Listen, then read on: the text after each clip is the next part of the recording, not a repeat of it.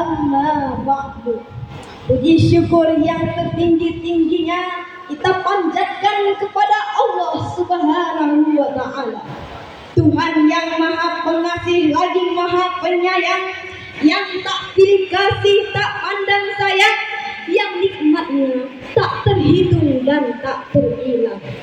Untayan sholawat kita hadiahkan buat khatamul anbiya Muhammad sallallahu alaihi wasallam, yang berhasil merobek panji-panji kekafiran dan mengibarkan panji-panji keislaman dengan lafaz Allahumma salli ala sayyidina Muhammad wa ala ali sayyidina Muhammad.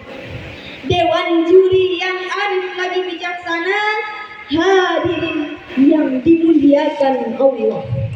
Pada kesempatan kali ini, judul pidato yang akan saya sampaikan adalah sholat identitas pribadi Muslim. Hadirin yang dimuliakan Allah, sholat adalah ibadah yang sangat istimewa karena cara mendapatkan perintahnya pun istimewa.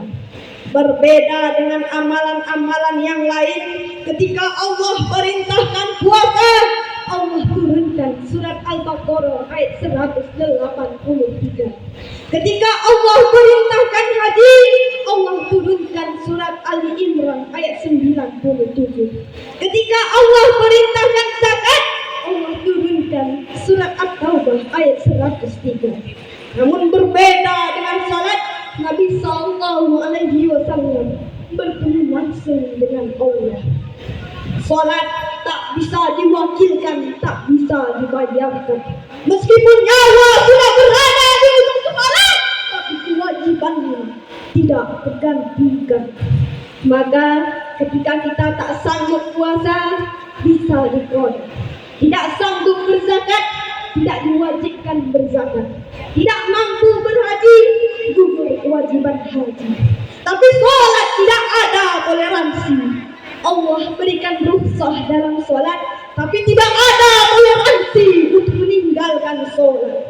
Hadirin yang dimuliakan Allah, sholat adalah identitas sejati seorang muslim. Banyak di antara kita yang mengaku Islam tapi tak pernah sholat. Betul? Betul. Banyak yang beragama Islam tapi tetap melakukan maksiat. Betul? Mengapa ini bisa terjadi? Karena mereka tak melaksanakan sholat. Padahal Allah Subhanahu wa Ta'ala berfirman, Bismillahirrahmanirrahim, Inna sholata tanha 'anil fahsya'i wal munkar. Sesungguhnya sholat mencegah perbuatan keji dan munkar. Quran surat Al-Ankabut ayat 42. Hadirin yang dimuliakan Allah, tidak ada beda orang kafir dengan orang Islam kecuali pada sholatnya. Kita tahu orang Islam itu berpuasa, maka orang Hindu pun punya puasa. Orang Islam berpeci, Paus Fransiskus juga berpeci. Orang Islam berhaji ke Baitullah, orang Kristen pun berkunjung ke Yerusalem. Maka sholat adalah tanda pengenal kita sebagai orang Islam. Sebagaimana sabda Rasulullah Sallallahu Alaihi Wasallam, Inna bainar rajuli wa bainas syirki wal kufri tarka sholat. Sesungguhnya batas antara seorang syirik dan kufur itu adalah meninggalkan sholat. Hadis riwayat Muslim. Hadirin yang dimuliakan Allah, ketika Palestina dibom oleh Israel, ketika Masjidil Aqsa dijadikan lapangan badminton oleh kaum Yahudi, kita orang Islam di seluruh dunia marah dan berteriak, merasa masjid umat Islam yang suci dihinakan dan direndahkan oleh Zionis Israel. Tapi sadar atau tidak, ketika kita meninggalkan sholat, sesungguhnya kita sedang menghancurkan kita tak sadar bahwasanya kita telah meruntuhkan agama ini. Jadi jangan jadi orang-orang yang meruntuhkan agama, sebagaimana yang disampaikan oleh Nabi kita, Nabi Muhammad sallallahu alaihi wasallam.